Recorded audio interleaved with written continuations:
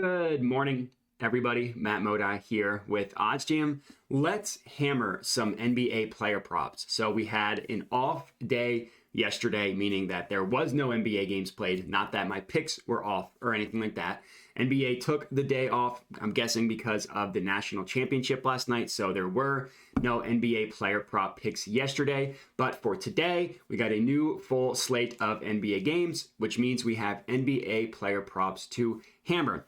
I will say so far it has been a pretty good start to the month, up 2.8K overall in 3 days of betting in April. Now, I will say going from 1.6 to 1.1 down to 100, we're going in the wrong direction. So hopefully maybe we can get things back up to above the 158 number. But the fact that we are still up so much money in the month of April, obviously, again, it's only 3 days, but a great start to the month. So in this video, I am going to give you 3 player prop picks to lock in, 3 that I found using the oddsjam tools, 2 using the oddsjam positive expected value page, and then 1 using the oddsjam low holds page. There's multiple tools that you can use to find profitable bets, and that's exactly what I am detailing in this video.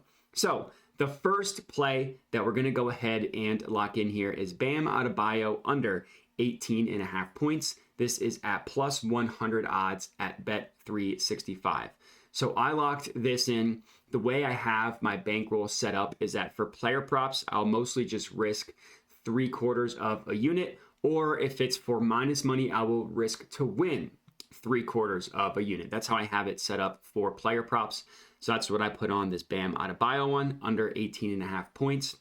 Looking at everything involved with the play, starting with the no vig odds that you see right here. So these no vig odds, it's kind of where all of the profitability and everything comes from when you are positive expected value betting. So essentially the way it works is, and you see every single play here is going to have picks, or it's going to have odds, under these no vig odds. And I also filtered specifically for NBA player props, which is cool because if you're looking for a specific market, you can filter for exactly that on the EV page. But back to these no vig odds. So essentially the way it works is these no vig odds represent the true line, the perfect line of what a market should be priced at. The way it works is oddsjam pulls odds from the sharpest sportsbooks in the world and then removes the vig using a weighted average and then spits out these no vig odds here. So these no vig odds, they're pulled from the sportsbooks that consistently do the best job at pricing odds.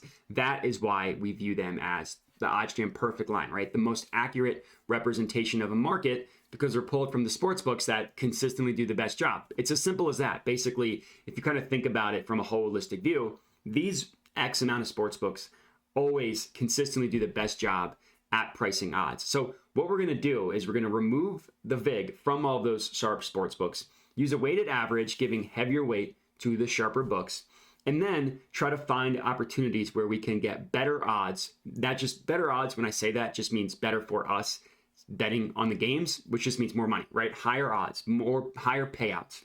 Then what these no vig odds have a play priced at, well, that's going to be something that is profitable in the long run. You're not going to win every single bet, right? You're not going to profit every single day. It's been a great April. Unfortunately, the red day's coming, whenever that may be. But if you can consistently beat the closing line, right, beat the no vig odds, it's something that will be profitable in the long run. In this play, Bam Adebayo under 18.5 points. The reason why I like it, it doesn't mean you can just blindly hammer every single positive EV play. What you need to do, and this is especially important for player props, is click into a play and see where every sportsbook is pricing it. Basically, trying to answer the question of, does the bet that I'm placing beat the true line, the no vig odds of the majority of sportsbooks? Is it truly an outlier?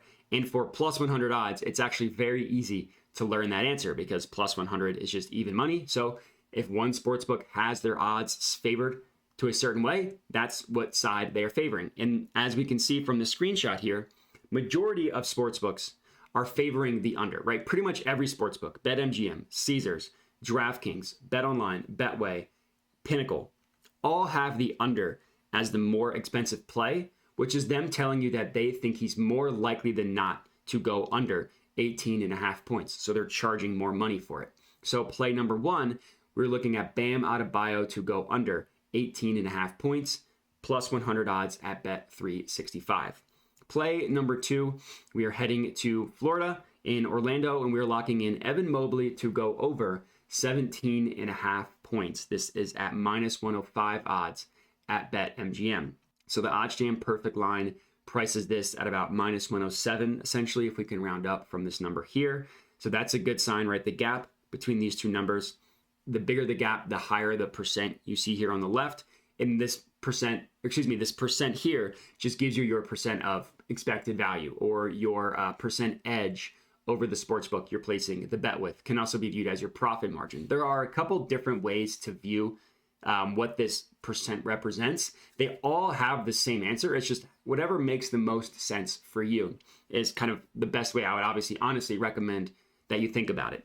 But regardless of that, looking at the sports books, so there's not quite as good of an outlier on this Evan Mobley one as there was with the Bam one, but I still do like it, because with player props, you want to A, look at the majority of sports books, and then B, highlight some sharp ones.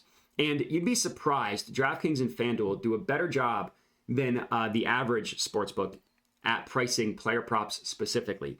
I'm guessing it's because they have some DFS data, and they're the two most popular, so they probably get the most action on stuff like player props. So I'm not saying that I just totally avoid, if a player prop is plus EV on DraftKings or FanDuel, I'll still take it, but I do like to give them a little bit heavier weight than normal when looking at player props. Well, they both price it at minus 125. Other sharp sportsbooks, BetOnline has it kind of closer at minus 119, and then Pinnacle has it all the way up at minus 127. So the four are pretty much in aligned that it should be priced higher. And then looking at the rest of the books, PointsBet minus 120, minus 125 at FoxBet and Betway. The only books whose no vig odds we know doesn't price it better than the BetMGM line at minus 105 is Caesars and BetRivers, right? BetRivers has it at 50-50 outcome, minus 115 each way, and Caesars actually favors the under. But other than that, we're getting a really good price here. So Evan Mobley over 17.5 points, minus 105 odds at BetMGM is my second play for the day. And then my third and final one, we are heading to the low holds page. We are locking in Nicholas Claxton to go under 9.5 rebounds. This is at minus 113 odds at FanDuel. So I locked this one in, as you can see right here. Risk to win $75, so risked roughly 84.75 to profit 75. Again, that's how I have my bankroll set up, specifically with player props, but similar logic here. So under 9.5 rebounds, minus 113 at FanDuel, and look at where every other book prices it. Minus 151, minus 135, minus 139. BetOnline kind of close, 14 cents higher at minus 127, as is PointsBet at minus 120, but then minus 135, minus 138, minus 140. I get a lot of questions about like, okay, how do I truly know if it's a good enough outlier or not? And it's a great question. So what you can do if you're ever unsure whether the odds of the bet you're placing is truly a good enough outlier or not, what you can do is click View Event Page and then open it in a new tab.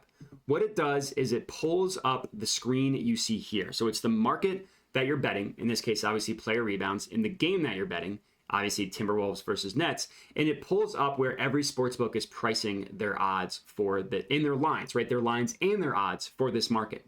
But what you can do is click this button here, Show No Vig Odds, which does exactly what it sounds like. It removes the vig from every single sportsbook that is pricing the play. So what you could do is go down to the play that you bet, which was Nick Claxton under 9.5 rebounds. We locked it in on FanDuel at minus 113.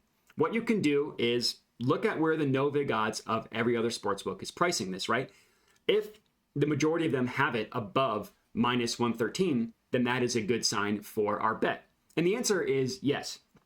Every single sportsbook except for two, which is BetOnline right here and PointsBet right here, have this priced above minus 113, right? We see minus 126, minus 118, minus 119. One that does not, and then minus 118, minus 116, minus 120. So we are getting a really good price on this play. Nick Claxton under 9.5 rebounds, confirmed by looking at all of the other sportsbooks and where they have their odds priced.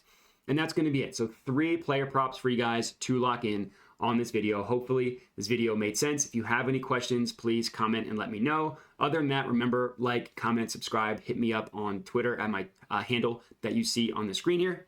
And that's it. So enjoy the games tonight and have a good one.